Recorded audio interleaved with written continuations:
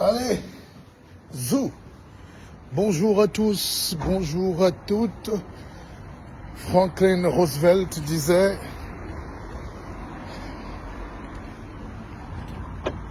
le problème de la crainte, c'est qu'il faut faire peur à la crainte. Ah là là. Bon, allez.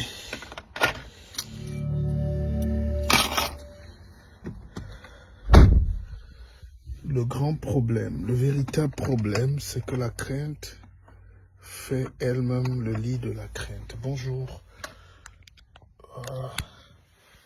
Aujourd'hui, alors j'adore ces moments où on peut écouter de l'info.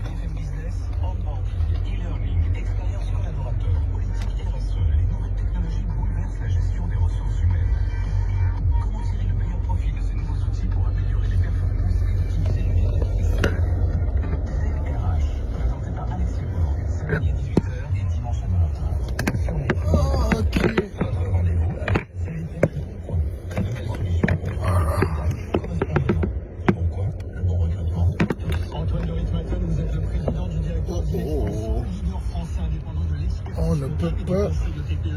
Quels sont les impacts pour les entreprises du passage à la facture électronique? Dès 2024, elles devront être inscrites et en mesure. C'est pas facile de faire les lives dans la voiture. Hein. Je sais pas comment les gens font. Hein? Bon, là, alors. Bon. Allez, bon, on va y aller quand même. L'essentiel, c'est que vous réussissiez à me voir. Il fait déjà très froid. Pour charger, merci d'enlever les pièces.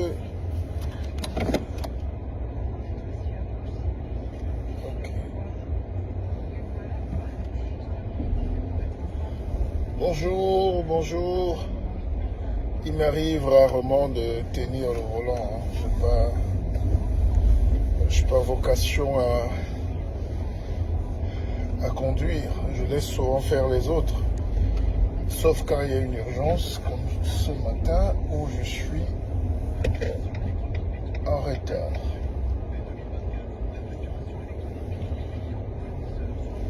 Alors, je voulais juste vous dire qu'il faut profiter. Il ne faut pas écouter tout ce qu'on raconte là sur la vie. Hein. Les gens... Attendez, je baisse carrément parce qu'après ils vont nous demander les droits d'auteur.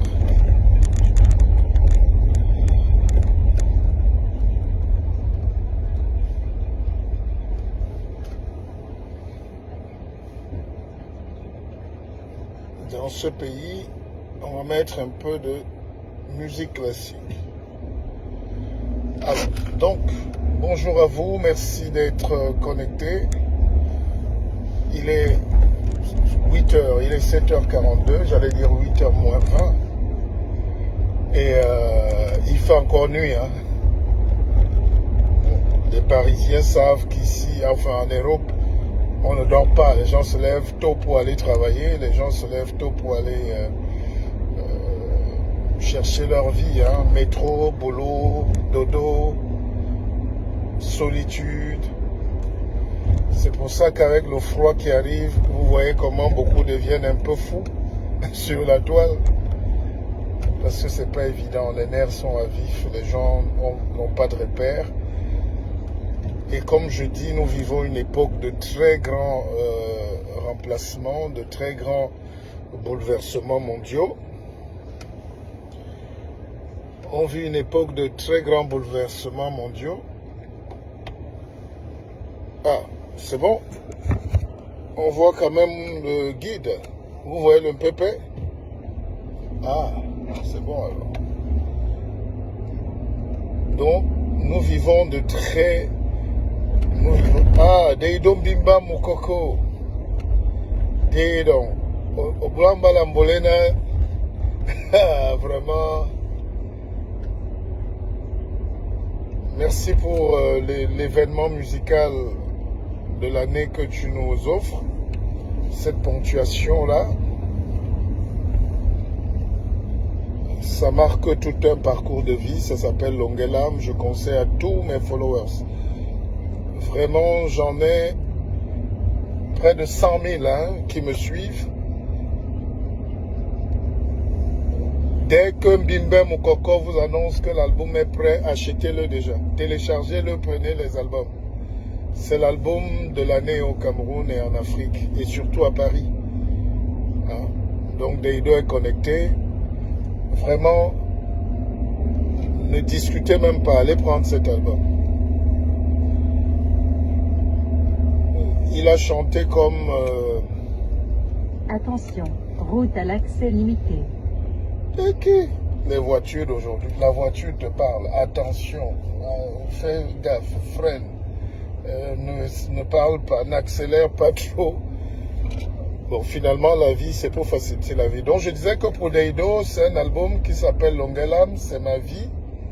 Et prenez cet album immédiatement, dès l'annonce de la sortie, parce que il m'a fait énormément plaisir. Dans cet album, on retrouve tout. On retrouve le Makossa d'avant, on retrouve... c'est trop fort ça, c'est trop beau. Alors, donc, excusez-moi, j'essaie de... It's not easy, au moins ça. Donc, je vous disais donc que... ayez confiance à la vie, ayez confiance à l'avenir.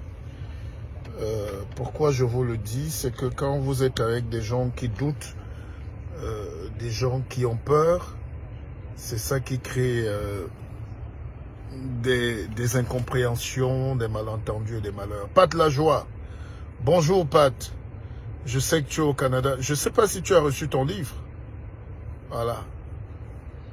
Donc, j'étais de disance que... quand vous avez une intuition forte, et je l'ai écrit dans mon livre, ça s'appelle La force de l'intuition, vous ne doutez pas. Tout le monde autour de vous peut même douter, votre femme, vos amis, la famille, mais quand vous avez une idée, c'est ça qu'on appelle la spiritualité en réalité. C'est-à-dire, parfois tu dors à 4 heures du matin, tu te réveilles. Les artistes connaissent plus cet état-là, parce que les artistes sont des génies. Alors, ok. Donc, parfois, tu te lèves à 4 heures, tu as une idée, tu dis, ah, je veux ouvrir une boutique à Douala. Et à quoi? Et tu te mets même à visualiser, ça s'appelle le pouvoir de la visualisation. C'est-à-dire, l'homme est tellement puissant. C'est pour ça que quand les colons sont arrivés, ils nous ont imposé la religion pour nous empêcher de développer l'intuition et la prévisualisation. Tous les grands de ce monde, si l'Europe nous domine, c'est des visualiseurs. Hein? C'est des gens qui c'est comme des sorciers, quoi. C'est-à-dire, ils voient la vie dans 50 ans. Ils rêvent de sa vie dans 20 ans. Donc, grosso modo, et ça, je vais le développer pendant la conférence sur le leadership, la masterclass que je fais en décembre à Yaoundé. L'avenir n'existe pas, le passé n'existe pas, c'est le présent qui est permanent. Le passé est un présent qui est passé, le futur est un présent qui va venir. Et beaucoup de gens ont la force de voir ce qui va venir. Or, quand on te met déjà les barrières dans la tête, oh, les dogmes, oh, Jésus-Christ a dit, oh, tel a dit, oh, il faut pas. Donc, tu te mets à avoir peur de la même puissance que Dieu t'a donnée. Ah, pas de la joie, j'attends ta note de lecture, j'attends tes impressions. Hein? Alors, donc, on ne peut pas continuer à vivre dans un monde où une partie du monde est bloquée. On vous empêche la réflexion, on vous empêche le développement, on impose l'absolutisme religieux. C'est ce qu'on combat. On n'a pas un problème de croyance, mais il faut tuer ça si vous voulez que l'Afrique se développe. Parce que ça fait énormément du mal aux gens. à la société africaine, à la jeunesse, aux femmes, aux enfants qui croient encore aux choses du Moyen-Âge. Connectez-vous sur Facebook tout à l'heure ou sur les réseaux. C'est impressionnant. Tout le monde parle de veillée de prière ou veillée de... Et les gens crient, ils cognent les têtes. Mais non, c'est le Moyen-Âge. C'est le Moyen-Âge. Même en voulant respecter, même en faisant l'effort de respecter les croyances, mais on ne peut pas laisser les gens croire à n'importe quoi. Alors, je parlais du présent. Quand on a le présent comme force spirituelle, on ne doute pas. On est zen. Quand Zuckerberg se lève le matin, il dit, lui, il a vu, il a une vision. C'est une intuition. Il se dit, je vais connecter 7 milliards d'individus. Et un matin, il se lève, il commence à brancher les fils. On se moque de lui. Et après, aujourd'hui, tout le monde, on ne peut plus s'en passer. Hein. Quand Jeff Bezos se met là, il dit qu'il va faire voyager les gens sur la Lune. Et il dit, Babouam, à mon âme, espoir et bois et limbi, et bravo pour les bonnes nouvelles. Ce qui t'arrive est magnifique, et c'est aussi le résultat de que tu es assidu et que tu suis les enseignements et que tu avances dans ta vie. C'est le but. Alors, donc, pourquoi l'Africain a un problème? Regardez un pays comme le Cameroun, où on a tout. Vraiment, quand même on va demander l'argent au FMI, les Blancs même sont étonnés. L'argent même est étonné. Hein? Regardez les pays comme la Côte d'Ivoire et le Ghana. On n'a même pas besoin d'aller chez quelqu'un. C'est les gens qui sont venus prendre les choses en Afrique. C'est les gens qui viennent prendre les choses en Afrique. C'est pas les Africains qui ont un problème. Mais on vous fait donc croire que vous êtes un problème, que vous avez un problème. On vous fait croire que vous ne pouvez pas vous développer. On vous fait croire que vous devez avoir peur. On vous fait croire que vous n'êtes rien. Et que tout ce que vous voulez, vous devez faire, il faut laisser les patrons faire. Dont le grand blanc de Lambaréné. C'est le titre d'un film. Alors, ce qui me choque, c'est que les gens n'arrivent pas à comprendre la portée mystique même du monde. Les gens n'arrivent pas à comprendre que le jour où tu décides de te développer, tu te développes. Le jour où tu décides d'avancer dans ta vie, tu avances. Il n'y a pas de limite à l'esprit humain, au cerveau humain. Il n'y a pas de pauvreté.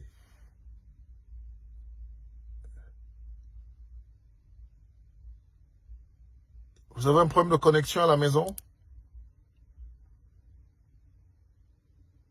Il y a toujours quelqu'un qui a un problème. Alors, essayez de me dire si vous avez un problème de connexion. Est-ce que vous me captez le matin? Est-ce que vous me captez?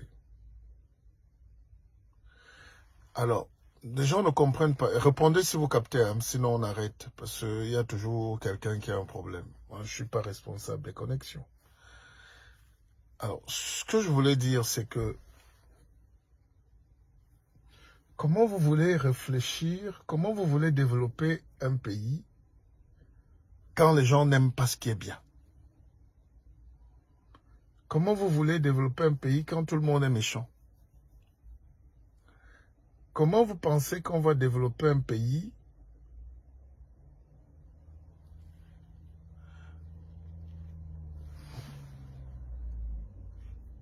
Comment vous pensez... Il y a quelqu'un qui me cherche. Comment vous pensez qu'on va développer un pays si vos ennemis vous empêchent même de prendre vos responsabilités? En réalité, on a déresponsabilisé le nègre. on ne veut pas que l'homme noir assume sa vie totalement. Il y a toujours quelqu'un qu'il doit accuser le matin pour être heureux. Donc quand tu te lèves le matin, tu accuses. Nous vivons dans un monde d'hypocrisie générale. La géopolitique, la géostratégie, géographie, tout ce que vous voyez là, c'est les écoles d'hypocrisie pour nous apprendre à gagner. Je vous prends la situation en Ukraine, en Russie. La Russie est en guerre contre l'Ukraine, mais en réalité, l'Ukraine n'est qu'un passoire, n'est qu'une passoire. L'Ukraine n'est pas un pays qui combat la Russie. L'Ukraine, derrière l'Ukraine se cachent les États-Unis, la France, l'Allemagne, tous les autres pays de l'OTAN. Et ils n'ont pas le courage d'affronter directement la Russie. J'ai suivi le président Macron qui disait que la Russie ne peut pas attaquer la France parce que la France n'est pas en guerre contre la Russie. Mais entre-temps, la France arme les Ukrainiens. C'est-à-dire, moi, je bagarre avec quelqu'un et toi, tu donnes... tu aides l'autre à me donner des coups de poing. Tu lui donnes les machettes pour qu'il me découpe. Et tu dis que tu n'es pas... Non, il y a les dégâts collatéraux en guerre. Je pense que c'est une guerre multilatérale. Et il faut que les gens soient honnêtes. Et c'est ça l'hypocrisie du monde.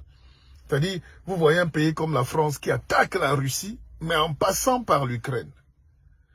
Parce que s'ils montrent leur tête, c'est la guerre directe. Mais la guerre est déjà là. Puisque les États-Unis arment l'Ukraine. C'est eux qui donnent les drones, c'est eux qui donnent l'argent, c'est eux qui donnent l'énergie, c'est eux qui... Et ils ne veulent pas affronter les Russes. Donc ils trouvent un État tampon qui doit être sacrifié. Donc la vie est aussi comme ça. L'Afrique a toujours été aussi prise comme l'Ukraine. C'est-à-dire les grandes puissances viennent chez nous, pas par amour pour l'homme noir ou l'homme africain. Ils viennent justement chez nous pour servir, pour se servir de nos territoires, pour s'enrichir, pour puiser, pour creuser la richesse. Et pour mieux creuser la richesse, il faut créer un trouble. Il faut créer une guerre. C'est pour ça que vous voyez qu'il y a la guerre au nord-ouest, au sud-ouest, une guerre bête, une guerre que personne ne peut expliquer, où les gens se lèvent un matin, ils commencent à acheter les armes pour lutter contre l'État. Sous prétexte que l'État n'a pas fait. Ben écoutez, dans quel pays au monde nous sommes tous mécontents des situations. Mais comment vous engagez littéralement à détruire l'économie? Je parle surtout du nord-ouest et du sud-ouest. Et c'est triste. Les gens ne savent pas que la CDC, par exemple, au Cameroun, était le premier employeur de l'État. Aujourd'hui, il n'y a plus rien là-bas. Il n'y a plus rien. Et qui est en train de racheter la CDC? C'est une société française, c'est la PHP.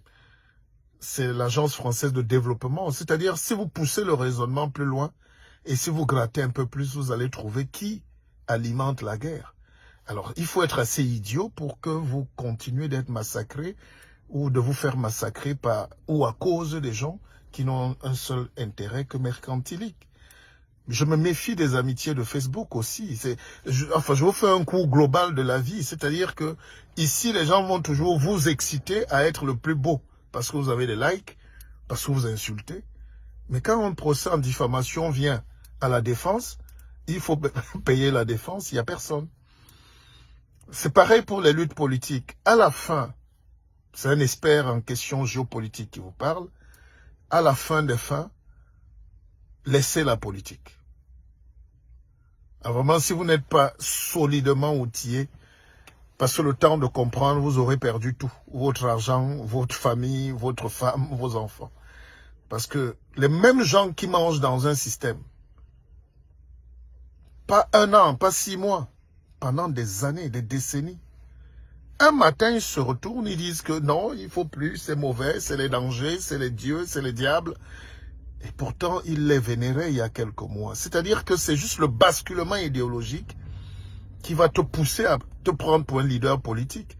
Et comme les gens ne veulent pas te suivre, mais tu commences à monter des coups pour salir ceux qui ne sont pas dans cette vision tribaliste et partisane.